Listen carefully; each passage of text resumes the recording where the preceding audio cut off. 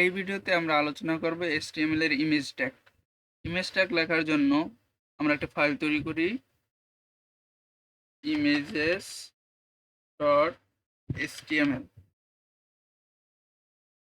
তো image tag লেখার জন্য আমরা দেখি আমরা প্রথমে পি ট্যাগ লিখতাম।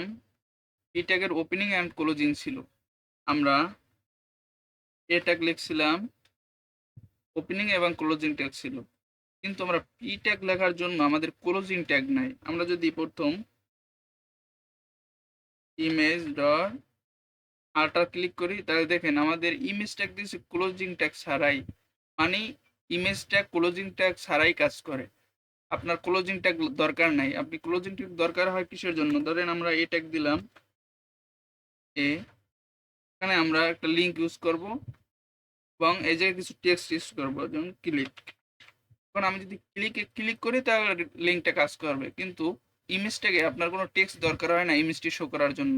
ইমেজ ট্যাগের নিজস্ব অ্যাট্রিবিউট দ্বারাই আপনার ইমেজটি শো করায়।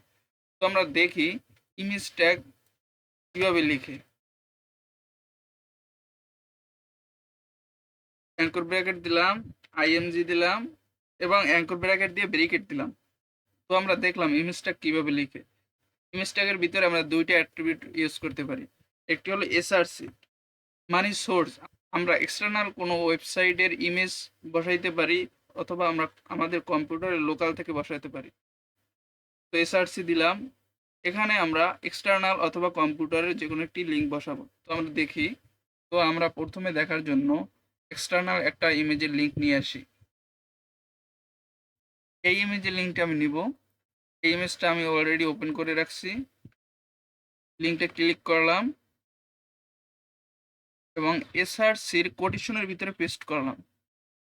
সেভ করে যদি আমাদের ব্রাউজারে ভিজিট করি,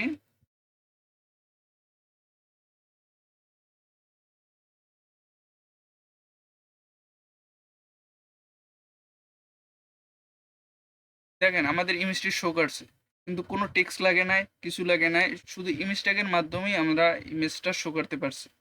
তো আমরা আরেকটা অ্যাট্রিবিউট আছে আর্ট নামে। আর্ট মিনিং হলো অল্টারনেটিভ। এর মিনিং আর্ট দিয়ে ইমেজটা কিসের ইমেজ সেটার নাম দিতে পারি। ধরেন এটা ব্লগ ইমেজ। এই আর্ট মানে হলো ধরেন যারা অন্ধ তারা যে কোনোভাবে ওয়েবসাইট ইউজ করে বা দেখে তাদের জন্য আর কি বলে দেবে যে এটা কিসের ইমেজ। এটাই ওয়ার্ড দ্বারা আর কি অ্যাসাইন করা হয়। আপনি যে কোনো টেক্সট এখানে বসাই দেবেন, এটা এসইওর জন্য খুবই উপযোগী। তো আমরা দেখলাম এক্সটার্নাল ইমেজ আমরা কিভাবে শো করতে পারি আমাদের ওয়েবসাইটে। এখন আমরা দেখব, ধরেন ইন্টারনাল ইমেজ ফ্রম কম্পিউটার। তো আমরা কম্পিউটার থেকে কিভাবে ইমেজ শো করব। কম্পিউটার থেকে ইমেজ শো করার জন্য আমরা প্রথমে ইমেজটা লিখব, ইমেজ।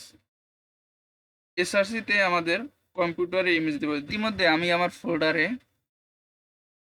একটা ইমেজ রাখছি। যে ফোল্ডারে আমার ইমেজেস HTML ফাইলটি, সেই ফোল্ডারেই আমি একটা ইমেজ রাখছি। আমি এই ইমেজটা শো করব। এই ইমেজটা শো করার জন্য আমরা অ্যাঙ্করটাকে কি জানলাম, যে আমরা কিভাবে আমরা একটা সেম ফোল্ডার থেকে একটি ফাইলে সেভ করবো। একটা ডট দিব, স্ল্যাশ দিব, তারপর ফাইলের নাম। আমরা কি ইমেজটা শো করবো, ইমেজের নাম কোড 1, তারপর এক্সটেনশন অ্যাসাইন করে দিব জিপিজি। সেভ করলাম এবং ওয়েবসাইটে আসলাম, রিলোড দিব। দেখেন ইন্টারনাল ইমেজ ফ্রম কম্পিউটার, এটা আমাদের কম্পিউটার থেকে আসছে। তো আমরা দেখলাম আমরা সেম ফোল্ডার থেকে কিভাবে ইমেজ অ্যাসাইন করতে পারি আমাদের ইমেজ ট্যাগ দ্বারা। তো এখন দেখব আমরা মূলত আমরা ওয়েবসাইট তৈরি করার সময় অথবা আমাদের প্রজেক্টের সময় আমরা গুছাইয়ে রাখি। প্রজেক্টটা গুছাই রাখার জন্য আমরা ইমেজের জন্য আলাদা একটা ফোল্ডার তৈরি করি। তো ইমেজের জন্য আমি আলাদা একটা ফোল্ডার তৈরি করে রাখলাম, তার ভিতরে আমি দুইটা ইমেজ রাখছি। এই দুইটা ইমেজ কিভাবে ইমেজ ট্যাগের মাধ্যমে দেখাবো, এটা দেখানোর জন্য আমি একটা ট্যাগ লিখলাম, ইমেজ। এসআরসির ভিতরে আমি প্রথমে একটা ডট দিব, তারপর স্ল্যাশ দিব, তারপর ফোল্ডারের নাম স্ল্যাশ, তারপর ইমেজ ডট image1.jpg সেভ। আবার ব্রাউজারে ভিজিট করব এবং রিলোড দিব। দেখেন আমাদের দ্বিতীয় ইমেজটা অন্য একটি ফোল্ডার থেকে আসছে। আমি লিখে দিই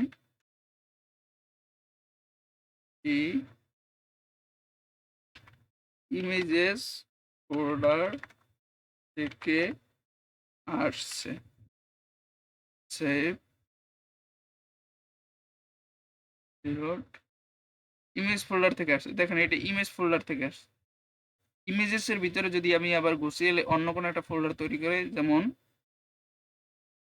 হোম নামে অথবা ল্যাপটপ নামে একটা ফোল্ডার তৈরি করলাম এবং ল্যাপটপের ভিতরে আমি দ্বিতীয় ইমেজটা নিলাম এবং এই ইমেজটার এক্সটেনশনটা ABIF নামে। তো আমি এই ইমেজটা আমাদের ওয়েবসাইটে শো করব। image.html এ যাব,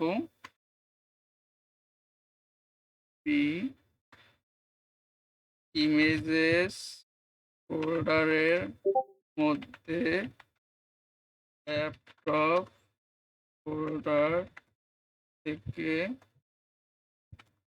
নিব। তো এটার জন্য আমরা ইমেজটা লিখব, এসআরসিতে আমরা ./images ল্যাপটপ এবং ফাইল নেম এটা সেভ করব। সেভ করার পর আমরা আরটা দিয়ে দিলাম ল্যাপটপ। আমরা যদি ব্রাউজারে ভিজিট করি এবং রিলোড দিই, দেখেন আমাদের ইমেজের ফোল্ডারের মধ্যে ল্যাপটপ ফোল্ডার থেকে নেব। আমরা ইমেজ ফোল্ডার এবং ল্যাপটপ ফোল্ডারের মধ্যে থেকে আমরা এই ছবিটা নিলাম। তো আমরা দেখার জন্য আমরা আরেকটা কাজ দেখি। আমরা যদি আমাদের প্রজেক্ট ফোল্ডারে ফাইল না রেখে অন্য একটি ফোল্ডারে ফাইল রাখি, যেমন আমি একটা ইমেজ ফাইল কপি করি,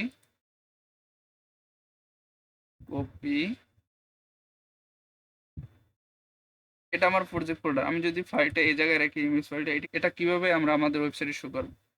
এর জন্য আমরা ফাইলটা এডিট করে দিই।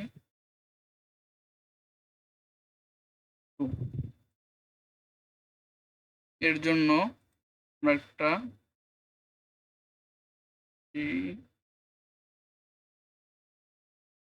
অন্য ফাইল থেকে ইমেজ নিব। ইমেজ, এখন আমি অন্য ফোল্ডার থেকে যদি ইমেজটা নিতাম, তো আমরা একটা ডট দিয়ে যে ফোল্ডার থেকে আমরা অ্যাসাইন করব ওই সেম ফোল্ডার থেকেই আমরা ফাইল যদি অ্যাসাইন করি তাহলে একটা ডট দিই। তো আমরা একটা ডট দিলাম। একটা ডট দিয়ে কিসের জন্য? তো আমাদের যদি সেম ফোল্ডারে আমাদের ফাইল থাকে সেটা অ্যাসাইন করার জন্য আমরা একটা ডট দিই। কিন্তু আমরা যদি ওই ফোল্ডারের আগের ফোল্ডারে থাকে তাহলে আমরা আরও একটা ডট দিব আমরা পিসের ফোল্ডারে যাওয়ার জন্য। তারপর স্ল্যাশ দিয়ে পিসের ফোল্ডারে গেলাম এবং দ্বিতীয় যে আমাদের ইমেজটা বা যে ফাইলটা ওইটা অ্যাসাইন করে দিলাম। দেখেন এখন আমরা আমাদের ব্রাউজার ভিজিট করব, রিলোড দিব। দেখেন অন্য ফাইল থেকে ইমেজ নিব। দেখেন অন্য ফাইল থেকে ইমেজটা নিলাম। তো আমরা এই ভিডিওতে আলোচনা করলাম ইমেজ ট্যাগ নিয়ে। ইমেজ ট্যাগ কীভাবে আমরা অ্যাসাইন করব এক্সটার্নাল কম্পিউটার থেকে। আরও আমরা কয়েকভাবে দেখলাম আমরা কিভাবে ফোল্ডার থেকে ইমেজগুলো নিব। তো এই পর্যন্ত এই ভিডিও। পরবর্তী ভিডিওতে আমরা HTML অন্য কোনো ট্যাগ নিয়ে আলোচনা করব। আপনাদের যদি ভিডিওটি ভালো লাগে আপনারা একটি লাইক করবেন। আর কোনো কিছু জানতে চাওয়ার ইচ্ছা থাকলে কমেন্ট করবেন।